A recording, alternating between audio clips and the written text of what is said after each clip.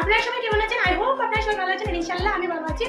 তো আজকে এখন বাজে প্রায় দুপুর 12:25 বাজে, 12:25 সামথিং বাজে।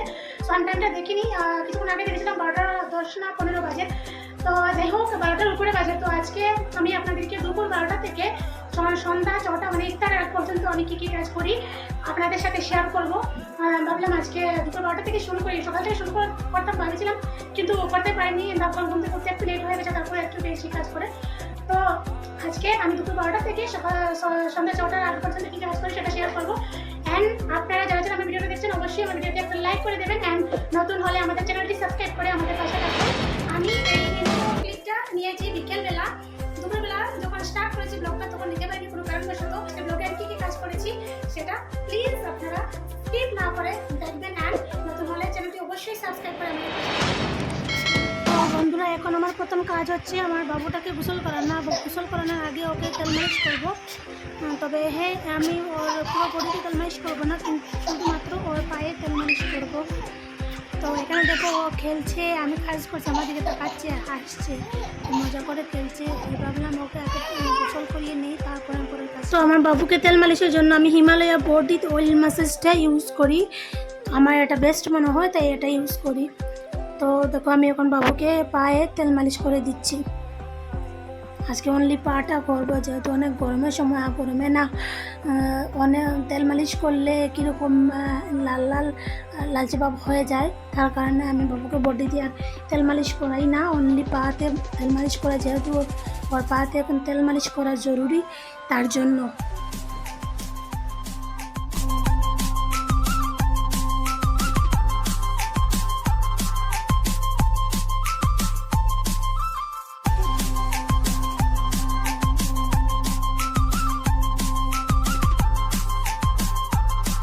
এখানে আপনারা দেখতে পাচ্ছেন আমি ওর নাকটা উঠে দিচ্ছি। আসলে গাইজ ও নতুন নতুন না পেট নিচে দিকে দিয়ে শুয়ে থাকা মানে শিখেছে আর কি। তো যখন ও মাথাটা সামলাতে পারে না তখন কি করে ধরো মানে পাশ করে মেরে দেয় নাক দিয়ে। তো এভাবে মেরে মেরে না নাকটা একদম চাপা বানিয়ে দিয়েছে। তার জন্য আমি যখন ওকে তেল মালিশ করি, তেল মালিশ করার সময় ওর নাকটা একটু টেনে দিই। আর এদিকে দেখো ওর গোসল করার গরম জল করছে। বাবা কি করছো তুমি? কি করছো এখানে? কি হচ্ছে এখানে? হ্যাঁ, এদিকে দেখো গাইস, বাইরে কতটা রোদ, কি বলবো, এত রোদ গাইস, মানে রোদের দিকে চাওয়াই যাচ্ছে না। আর বাবুর গরম জল হয়ে গিয়েছে, এখন আমি ওর ঠান্ডা জল গরম জল মিক্স করছি। ততটা গরম নয়, একটু একটু গরম রেখে আমি ওকে স্নান করাবার ওকে দেখো নিয়ে এসেছি। এই যে কাঠটা দেখতে পাচ্ছ, এই কাঠটা ওর বাবাকে দিয়ে বানিয়েছি ওকে স্নান করার জন্য। আমি ওকে গামলাতে ঢুকিয়ে স্নান করাতাম আগে, কিন্তু এখন পারি না, ও খুব দুষ্টামি করে আর নাকে মুখে জল ঢুকে যাবে, তার জন্য আমি ওকে আর গামলাতে ঢুকিয়ে স্নান করাই না। যেহেতু আমি একা হাতে আমার ভয় করে কানের দিকে জল ঢুকে যাবে, নাকের দিকে জল ঢুকে জল খেয়ে নেবে, সেই বয়ে আর আমি ওকে গামলাতে করাই না। এই কাঠের মধ্যে শুয়ে শুয়ে একটু একটু করে মানে খুব কেয়ারফুলি বলতে পারো স্নান করাই।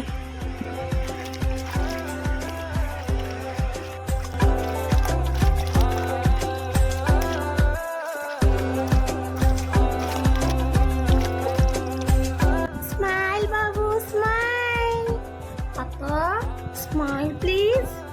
তো ওর নাকের এখানে ময়লা জমা হলে বা ময়লা থাকলে আমি এইভাবে ওর নাকের ময়লা পরিষ্কার করে দিই। আর ও না একদম দুষ্টামি করে না, যখন ওর নাকের আর কানের ময়লা পরিষ্কার করি আমি তখন একদমই দুষ্টামি করে না।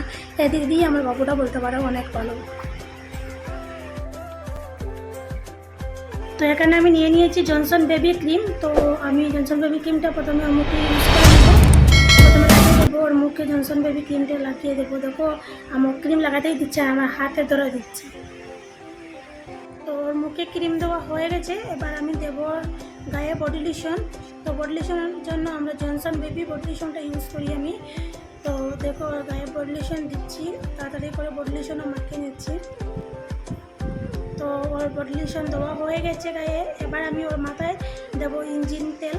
ইঞ্জিন তেলটা এই কারণে দেবো, ইঞ্জিন তেলটা দিলে চুলটা একটু কালো হয়, ঘন হয়, তার জন্য মা দাদারা বলেন। ও ধরে দিয়ে নিলাম জনসন বেবি পাউডার, যেহেতু গরমের সময় তার জন্য দিলাম একটু আতর কাপড়ে। আর এদিকে দেখো ঘুমিয়ে গেছে, ঘুমানোর পরে কপালে আমি টিপটা পড়াচ্ছি ওঠে, কারণ সজাগ থাকতে টিপ পড়াইতেই দিই না, অনেক কষ্ট করে ওকে টিপ পড়াতে হয়, ঘুমের মধ্যে আমি টিপ পড়ে অনেক কষ্ট করে ওকে।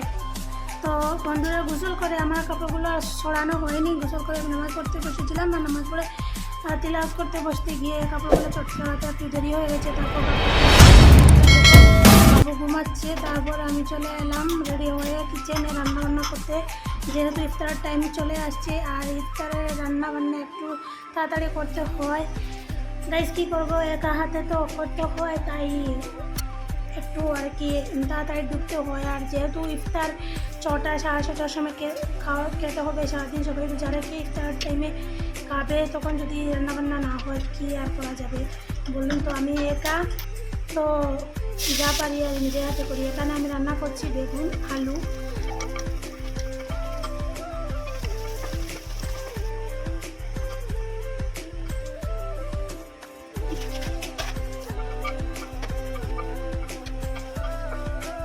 তো বন্ধুরা আমি বেগুন আলুটা এভাবে রান্না করি, আপনারা কীভাবে রান্না করেন প্লিজ কমেন্টে জানাবেন। আর যদি আমার রান্নাতে কোনো ভুল ত্রুটি হয়ে থাকে তাহলে অবশ্যই ক্ষমার দৃষ্টিতে দেখবেন, অ্যান্ড আমাকে সাজেস্ট করবেন যে এইভাবে রান্না করতে, এভাবে রান্না করে না বা ওভাবে রান্না করলে ভালো হবে। আমি অবশ্যই নেক্সট টাইমে সেই ভুলটা সংশোধন করে নিতে পারবো। কোনো খারাপ কমেন্ট না করে গাইস আমাকে বলবেন।